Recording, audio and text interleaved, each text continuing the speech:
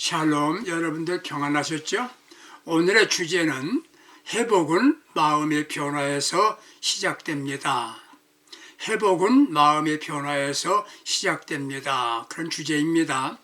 여러분들의 희망은 무엇입니까? 병든 사람의 희망사항은 치유받음일 겁니다. 건강을 회복함이 병들기 전과 같다는 의미지요. 회복이란 원래의 제자리로 돌아가는 것을 말합니다. 회복을 위해서 힘이 필요합니다. 이 힘을 회복 탄력성이라고 말합니다. 회복 탄력성을 가진 이는 실수를 두려워하지 않습니다. 다시 말하면 일어나면 되기 때문입니다. 다시 일어나면 되기 때문입니다. 문제는 회복이 불가능할 때입니다. 신앙 안에서 중요한 것은 영적 회복입니다. 지금은 영적 회복이 절실할 때입니다. 믿음을 회복해야 합니다. 신앙인은 영적 기쁨을 회복해야 합니다. 또 하나, 관계 회복입니다. 하나님과의 관계 회복이 필요합니다. 영적으로 너무 침체되어 있습니다. 바닥까지 내려갔으면 이제는 치고 올라가야 할 때 아니겠습니까? 영적 회복 탄력성을 가져야 하겠습니다. 회복은 자신의 결단과 용기로 되어지는 것만은 아닙니다. 신앙인에게는 하나님의 도우심이 절대 필요한 겁니다. 우리는 이것을 잊지 않아야 합니다. 인간에게는 한계가 있다는 겁니다.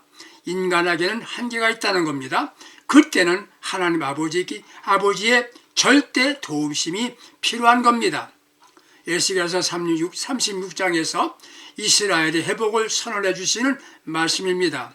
이스라엘은 사울왕 다음에 다윗 그리고 솔로몬으로 이어져 내려왔습니다. 솔로몬의 아들 르호보암이 원로들의 권면을 무시하고 무리한 정치를 시작하다가 여로보암을 중심으로 하는 북쪽 이스라엘과 르호보암을 중심으로 하는 남쪽 유다로 분열됩니다. 두 나라가 다 같이 타락합니다. 하나님께서 제일 싫어하시는 우상 숭배 때문이었습니다. 그들은 교만함으로 하나님을 떠났습니다. 북쪽 이스라엘에게 20명의 왕이 있었습니다. 그 20명 중에 한 사람도 선한 임금이 없었습니다. 남쪽 유다는 어땠을까요? 20명의 왕이 있었는데 그 중에 6명만 선한 왕이고 14명은 악한 왕이었습니다. 조상들이 범한 죄를 되풀이하였습니다. 그럼에도 하나님께서는 아브라함과 약속하신 게 있었기에 그들을 버리지 않으셨습니다. 그들은 바벨론으로 보냅니다. 시청자 여러분들, 나라를 잃었다는 것이 얼마나 비참한 것인가 아시나요? 우리는 역사를 통해서 배웠습니다. 주권이 없습니다. 자유가 제한됩니다. 제국이 없다는 것이 얼마나 비참한 것인지 직체만 우리는 알게 된 겁니다. 우리는 36년간의 체험을 했습니다. 유다 민족에게는 70년이나 어려움을 겪게 되었습니다. 주전 586년에 예루살렘이 함락되고 남쪽 유다는 바벨론의 느부갓네살에게 의해서 세 차례나 포로가 됩니다. 그들의 고통을 말로 표현할 수가 없었습니다. 그들의 고통을 하나님이 보십니다. 그들을 사랑하사 민족을 해방시켜 주시려고 하십니다. 하나님은 자기 백성들을 포기하지 않으셨습니다. 버리지 않으셨단 말입니다. 원래 자리로 돌아오게 하시기를 원하셨습니다. 즉 회복을 원하셨다 그 말이지요. 선민들은 회복시키기 전에 먼저 하신 일이 있었습니다.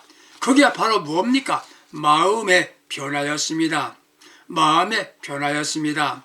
뜻 있는 분들이 하는 말은 우리에게는 영적 회복이 필요하다는 말을 합니다. 환자가 병을 고치려면 자신의 병든 것을 알고 회복되기를 소원해야 하는 겁니다.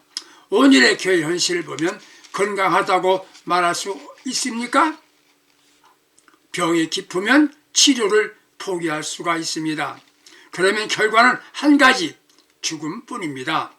나라를 잃어버린 이스라엘 사람들은 회복에 대한 불타는 소망을 갖고 있었습니다. 소망이 있으면 살아야 할 이유가 있습니다. 반대로 회복에 소망이 없다면 살 이유가 없어지는 겁니다. 소망을 갖기 전에 왜 모든 것을 상실하게 되었나? 원인도 찾아봐야 하는 겁니다. 선민 이스라엘 사람들이 하나님께 대하여 반역했습니다. 하나님의 심판의 결과로 바벨론에 잡혀가 포로 생활을 할 수밖에 없었습니다. 그들이 포로 생활을 할 때 주변의 나라들도 이스라엘을 적대시했습니다. 민수기 20장 18절 20절을 참고해 보십시오. 그들의 멸망을 조롱하고 즐거워합니다. 나라를 빼앗기고 주권과 인권을 상실한 민족이 얼마나 비참하였던가를 알려줍니다. 그들은 회복과 해방을 소원하고 기다리게 되었습니다. 그때 자비하신 하나님께서 회복을 약속하십니다. 이스라엘에 필요한 회복은 고국으로 돌아와 무너진 성전을 건축하고 나라를 새롭게 세우는 것이었습니다. 사랑하는 애청자 여러분, 그러면 오늘 살아가는 우리에게 회복이 필요하지 않나요? 개인적으로 영적으로 절실하게 필요한 게 영적 회복입니다. 절실하게 필요한 게 영적 회복입니다. 믿음의 회복입니다. 참된 믿음은 하나님을 기쁘시게 하는 겁니다. 히브리서 11장 6절에 언제부터인가 사람을 기쁘게 하려고 합니다. 평안하게 예수 믿으려고 합니다.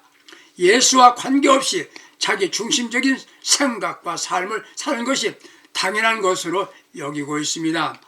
하나님보다 사람들이 요구하는 대로 움직이는 인본주의입니다. 하나님을 교회를 자신의 이익을 위하여 하나의 수단으로 여기고 무엇인가 얻어내려고 하는 기복적인 믿음을 갖고 있습니다. 예수님 때문에 기쁨이 있다든지 예수를 위하여 십자가를 치는 것을 영광을 아는 그런 모습으로 보이지 않습니다. 왜 이렇게 되었습니까? 하나는 하나님의 말씀인 성경을 100% 믿지 않고 순종하지 않기 때문입니다. 성경이 뭐라고 말씀하시는가가 아닌 자신의 편리한 대로 살면서 잘만 되면 된다는 사고로 살려고 하기 때문입니다. 두 번째는 삶의 중심이 예수님이어야 하고 하나님의 시각으로 보는 게 아니라 상황에 따라서 자신의 유해 관계로 결정하고 살기 때문입니다. 세 번째는 예수와 관계없이 단독자의 삶을 살기 때문입니다. 영적 상실은 하나님과 관계가 끊겼다는 말입니다. 하나님을 잃어버릴 때 인간 본성대로 생각하고 살게 되어 있습니다. 대신 무능한 삶이 되는 겁니다. 독선적이고 자기 중심적인 사람이 되는 겁니다. 죄에 대해서 네 번째는 죄에 대한 본질을 깨닫지 못하고 살기 때문입니다. 건강한 사람은 죄의 병군에 대하여 전염병, 유행성 질병에 대하여 관심이 많습니다. 영적인 사람은 죄에 대하여 민감합니다. 죄의 본질은 우리 마음속에서 하나님을 밀어냅니다. 수용하지 않습니다. 왜 교회가 이렇게 되었습니까? 다섯 번째는 빛 대신 하나님과 동행을 불편하다고 느낍니다. 나 혼자 내 마음대로 사는 것이 쉽다고 생각합니다. 자기가 하고 싶은 대로 하고 욕심대로 사는 것이 편리하다고 생각합니다. 애청자 여러분들, 교통신호가 있는데 불편하다고 느끼는 것과 같은 거죠. 하나님을 등지고 자기가 원하는 대로 욕망대로 살면서 자기 목적이 달성되면 축복이고 성공이라고 생각하기 때문입니다. 결과는 죄의 종이 되고 영적으로 무능하게 됩니다. 그런데 이스라엘 사람들은 회복을 갈망하였습니다. 우리는 영적 회복을 사모하고 갈망해야 합니다.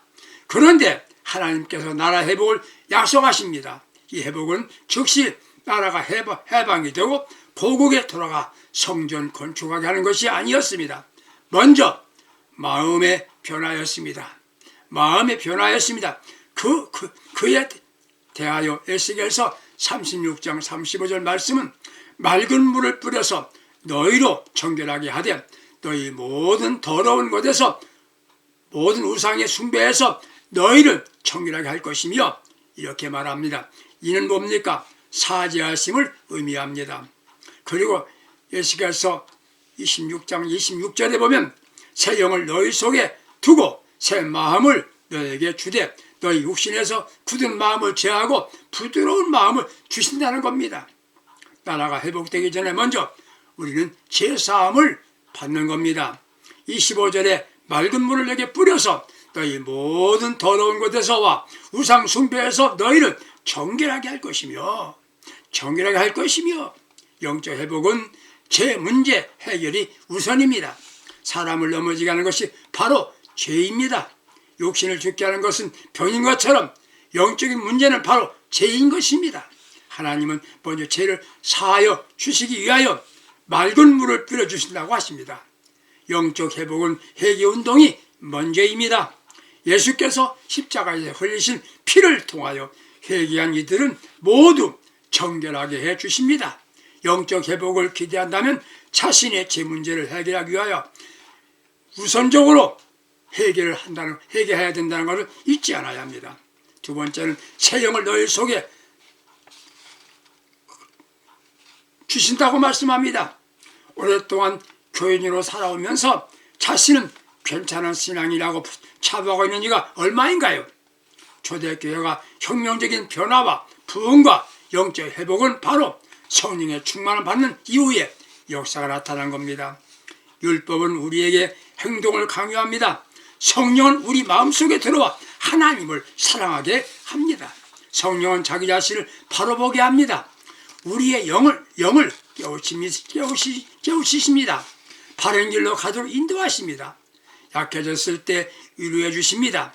초대교회 성도들은 성령을 받겠다고 기다리고 함께 모여 기도하던 이들은 성령의 충만함을 받았습니다. 무능하던 그들은 능력의 사람이 되었습니다. 기적을 일으킵니다. 모든 사람들이 두려워했습니다. 성령이 강력하게 임한 그들은 영적 회복을 체험합니다. 시대를 변화시키는 능력의 사람이 되었습니다. 중요한 건 마음의 변화입니다. 새 마음을 주신 겁니다. 우리 가슴 속에 돌같이 굳어진 마음을 제거하고 부드러운 마음을 주신답니다. 에스겔서 36장 28절 이렇게 되면 예전에 또 조상들에게 주었던 땅에서 다시는 쫓겨나는 일이 없이 너희는 영원히 나의 백성이 되고 나는 너희 하나님이 되리라 약속하십니다. 냉랭하고 차가운 시대 마음이 따뜻하고 부드러운 마음으로 바꿔주시겠다는 약속입니다. 자신과 다르면 무조건 적대시하고 비판적으로 변하는 사람 됩니까? 마음이 차갑기 때문입니다. 부드러운 얼굴, 부드러운 마음은 부드러운 언어가 사용된다면 영적 회복이 오고 있다는 증거입니다. 부드러운 마음이기에 사랑의 마음입니다. 이는 최고의 사랑할 때의 모습입니다. 부드러운 마음을 가지면 다른 이로부터 50개를 받았다면 자신은 100개를 주고 싶어지는 겁니다. 굳은 마음이 이기적인 마음입니다. 다른 이들은 이용하여 다른 사람들 이용하여 덕을 보려고 합니다. 영적 회복을 마음의 변화가 있어야 되는 겁니다. 굳은 마음은 교만할 마음입니다. 부드러운 마음은 겸손할 마음입니다. 겸손에 대하여 이런 말을 하신 분이 계십니다. 걱정할 수밖에 없어도 걱정하지 않는 것, 어떤 자기 주장도 버리고 오직 모든 것을 주님께 맡기는 것, 참을 수 없어도 화내지 않고 끝까지 인내하는 것, 칭찬이나 비판 가운데서도 침묵하며 살아가는 것, 이게 겸손이고 부드러운 마음이라고 말했습니다. 새 마음은 죄에 대하여 민감합니다. 날마다 죄를 포기하고 악한 습관에서 벗어나려고 힘씁니다. 자신이 해야 할 일에 최선을 다하여 노력하며 이를 게을리하지 않습니다. 그리스도의 언행과 같도록 노력합니다. 왜 매 순간마다 자신은 십자가에 못 박고 자신의 삶과 생활이 영적이기를 소망합니다. 굳은 마음은 고집스러운 마음입니다. 고집스러운 마음이에요. 자기 자신의 주장을 버리지 못합니다. 새 마음으로 변화되지 않으면 고집을 꺾을 수가 없습니다. 그로 인하여 망하게 된다는 겁니다. 사람에게는 누구나 자기 생각, 자기 고집, 자기 주장, 자기 마음대로 살려고 하는 의지가 있습니다. 이것을 버릴 수 있을 때 마음의 변화라고 말합니다. 굳은 마음은 돌 같은 마음입니다. 여유가 없습니다. 공간이 없단 말이에요. 수용 능력이 모자랍니다. 받아들이는 마음이 부드러운 마음입니다. 수용하는 마음입니다. 자신의 감정을 통제할 수 있습니다. 이런 이들은 힘들고 어려워도 낙심하지 않습니다. 부드러운 마음은 하나님의 뜻에 민감합니다. 아무리 자신에게 유익한 것이라도 하나님께 묻습니다. 하나님이 원하시는 것이 아니라고 판단되면 즉시 포기합니다. 이것이 부드러운 마음이에요. 굳은 마음은 강팍하고 극히 이적인 마음을 말합니다. 일꾼 앞에서 잔인합니다. 냉담합니다. 이웃도 하나님도 보이지 않습니다. 오직 자신의 유익만 보입니다. 새 마음을 가진 이들은 욕심을 버린 사람들입니다. 자신을 위한 집념이 아닌 하나님께서 기뻐하시는 거룩한 욕망으로 가득 채워진 사람입니다. 더러운 이익에 눈이 어둡지 않습니다. 깨끗하고 순수한 마음입니다. 모든 삶의 목적이 하나님을 위한 마음이 되는 겁니다. 이들은 세상을 보는 눈이 다릅니다. 이곳은 잠깐 있다가 떠나게 된다고 알기 때문에 영원한 하나님의 나라를 바라보며 살고 있습니다. 이런 마음을 갖게 된 것은 자신이 다짐이나 결심이 아닙니다. 하나님이 주신 마음입니다. 나라를 잃어버리고 포로로 잡혀가 70년의 세월을 보내야 하는 비참한 민족에게 회복을 약속하신 하나님은 사랑의 아버지 하나님이십니다. 그들에게 희망을 주십니다. 우리는 영적 회복이 필요합니다. 현재 우리에게 필요한 것은 영적 회복입니다. 오늘 이 말씀을 듣게 된 우리 모두는 주께서 우리에게 거룩한 보혈의 피를 뿌려주시어서 정결하게 되는 은혜를 먼저 체험하시기를 기원해 드립니다. 그리고 새 영이신 성령이 우리에게 충만하게 임하여 삶의 변화가 일어나야 되겠습니다. 그러므로 우리의 굳은 마음을 제하시고 새 마음을 주시어서 선민들은 해방과 자유를 회복하게 된 것 같이 우리에게 거룩한 영적 회복의 은혜를 받으시는 복된 믿음의 사람들이 다 될 수 있기를 예수님의 이름으로 축복합니다. 기도하겠습니다. 하나님 아버지, 우리의 굳은 마음을 부드러운 마음을 바꿔주시고 우리에게 회복의 은혜를 허락하여 주시옵소서. 예수님의 이름으로 기도합니다. 아멘. 감사합니다.